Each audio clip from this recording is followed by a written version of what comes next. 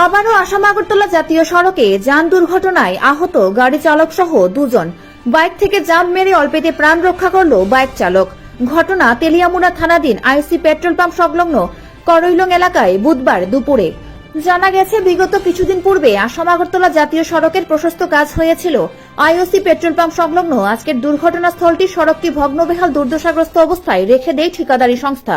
ফলে দূর দূরান্ত থেকে আগত দূরপাল্লার লরি সহ স্থানীয় যানবাহন চালকরা খুবই অসুবিধার মধ্য দিয়ে যানবাহন নিয়ে আসা যাওয়া করতে হচ্ছে। বুধবার তেলিয়ামুড়া থেকে একটি বোলেরো গাড়ি আগরতলার উদ্দেশ্যে যাচ্ছিল। ভগ্নবেহাল দুর্দশাগ্রস্ত সড়কটির অবস্থা পরিলক্ষিত করে বোলেরো গাড়ির চালক নিয়ন্ত্রণ হারিয়ে ছড়াতে পড়ে যায় সামনে থাকা বাইক নিয়ে। Bureau report, Dharmanagar news online. করইলং বিউসির সামনে একটা অ্যাক্সিডেন্ট হয়েছে। আমরা খবর পেয়ে গেছি, গিয়ে দেখি একটা বোলেরো গাড়ি নিচে সাইডে দিয়ে নিচে কুমির করে আছে। তারপরে জনসাধারণে ওই ড্রাইভারে উঠে এসে আমরা উঠে তেলিয়ামুড়া হসপিটালে নিয়ে এসেছি। কয়জন ইনজুর্ড হয়েছে? একজনই, আর একজন বাইকে আসলো, বাইকে আমরা আনছি না, নিজে নিজে আসছে। আর এমনিতে দুইজন ইনজুর্ড। নাম কি পাইছেন নি? হ্যাঁ, নামটি? নাম হচ্ছে যে বিনয় দাস, 50 বছর বয়স।